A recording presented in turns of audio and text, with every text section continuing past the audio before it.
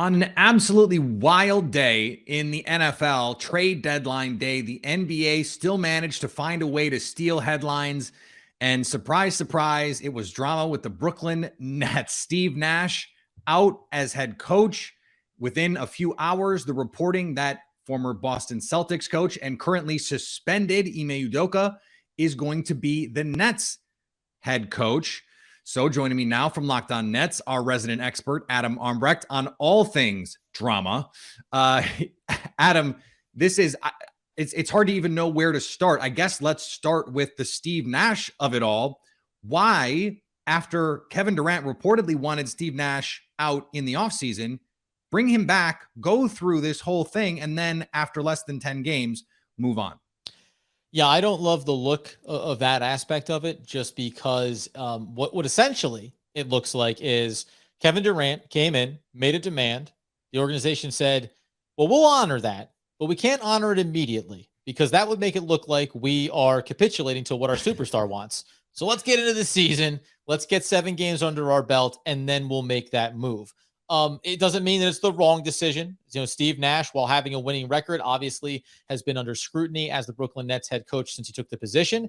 And ultimately, when you start out sluggish like the Brooklyn Nets did, you don't fire the players. You start by firing the coaches and trying to make an adjustment there to salvage this era of the Brooklyn Nets. Okay, so then I would normally ask you, well, now what for the Brooklyn Nets? Except we know now what. It's going to be, by all accounts, Ime Udoka coming over from the Boston Celtics. I think what is troubling for me, Adam, is the Celtics apparently spent a long time investigating what happened there. It doesn't seem like the Brooklyn Nets would have had the same opportunity to do all of that, although they were given permission to speak to Udoka as part of all of this. What do you make of, we'll talk about the basketball in a second, but just the sort of, for lack of a better word, the ickiness of the way this all played out? Yeah, I don't love it. I'll be honest with you, right? We're right on the heels of Kyrie Irving and the issues that he's having off the court and promoting anti-Semitic material online and doubling down in his belief that he should be able to do that. And by the way, freedom of speech is 100% something that everybody has, but there is an impact and ramification for those words. And we haven't seen what that ultimate outcome is going to be. We didn't see anything to this point from the organization in terms of disciplining Kyrie Irving. Now with Ime Udoka, there's no question around, as we'll talk about the basketball side of things for him this past season. However, to see one organization say this is a action and a personality that we are not willing to go forward with in spite of the track record of success, and the Brooklyn Nets were willing to, or seemingly are willing to, jump in with both feet. We know that he did and was on the coaching staff with the Brooklyn Nets prior to taking the job with Boston. So there are ties and connections there. I am completely comfortable with people getting second chances. I don't know if at this point the Brooklyn Nets look at it and say, we're about as low as we could get right now.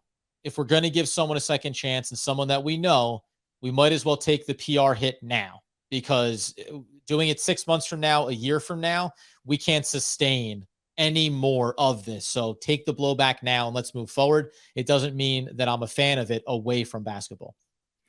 So we can, I think, get into the basketball part of this, because to me, the biggest question is when we watch what Ime Udoka did last year with a young Boston Celtics team, Jaylen Brown, Jason Tatum, Marcus Smart, Time Lord, all these guys are ascending young players. And what Ime was able to do was get them to buy into a system specifically on the defensive end, and they defended their tails off. They were one of the best defensive teams we've seen of the last decade by some of the numbers out there. So to what degree do you think Udoka could get the same sort of buy-in from as established veterans as you can be with Kevin Durant, Kyrie Irving, and then, of course, the Ben Simmons wild card?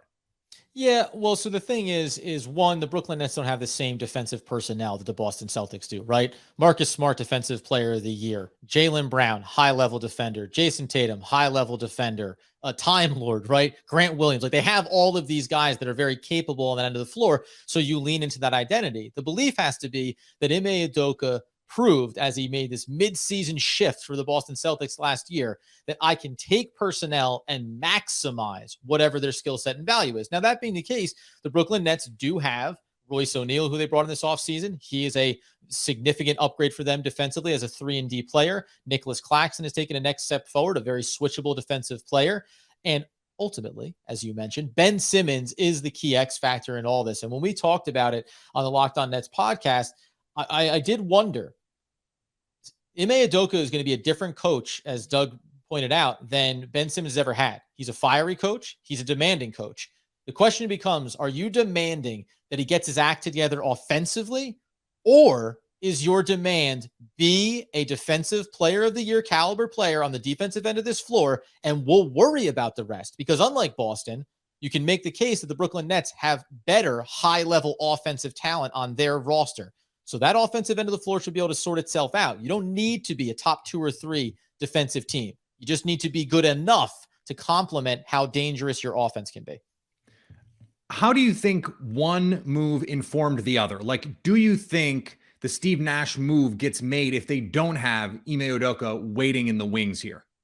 No, there's no, we talked about it. There's no world that you could let go of Steve Nash and have the idea be Jacques Vaughn, who has also been the head coach of the Brooklyn Nets and remains on this staff, is going to be the interim head coach. You could not go down that road. You had to have had some level of suggestive conversations, whatever is legal to be able to do by NBA standards, to know when he goes out, we immediately have what the next pivot is going to be. And with the Brooklyn Nets playing on Tuesday night against the Chicago Bulls, this will be the last 2 days that they have in between a game for another week here coming up. And there are some softer matchups inside of that. So it's the perfect time to get your new head coach in there, a couple of days to acclimate and try to hit the ground running here. Although we do believe that he's going to have a pretty long runway to get this team back on track. You obviously wanted to do it sooner than later because you are 2-5.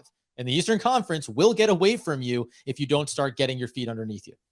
Yeah, there certainly is a benefit to doing it now, right? You can still save this season. And so I think we can safely assume Kevin Durant had a voice in what happened here. Whether or not Kyrie Irving had a loud voice in what happened here, I think we might need to wait for reporting to come out on that to be sure. But what do you think is reasonable runway? Not that they're going to fire him after just hiring him, but in terms of meeting expectations. What are reasonable expectations and what is a reasonable runway to get them up to what we think of as speed for this team with this new coaching staff? Yeah, I think now all the way until the trade deadline will be, figuring things out. And that doesn't mean you can be 10 games under 500, but you can have some growing pains and then saying, is there a tweak that Ime might want to make to this roster? The Nets brought in several players this offseason under Sean Marks. They seem to be better fitting pieces and better complementary pieces around Kevin Durant and Kyrie Irving. I think ultimately this team needs to be back in the playoffs. That's a given. They probably need to win a round in the playoffs. That is probably a given as well. And then from there, you could say, hey, first year, we got everything back on track. We're a very dangerous team, and maybe we're one tweak away this offseason from taking that next leap forward. It'll be interesting to see. But remember, the Brooklyn Nets at Media Day just weeks ago said that the goal remains the same, to compete and try to win a championship. So if you think that Ime Udoka is a significant upgrade over Steve Nash as the head coach, then there's no reason why those expectations aren't pretty darn close to being right where they were before this season began. Now it's just about getting in there, seeing the adjustments, and seeing this team acclimate underneath a new head coach. For more on the acclimation process and the ongoing saga in Brooklyn, follow Adam and the Locked On Nets podcasts on the Odyssey app, YouTube, wherever you get podcasts. Of course, the Locked On NBA YouTube feed and Locked On Sports Today, my show. Adam, thank you so much. Always.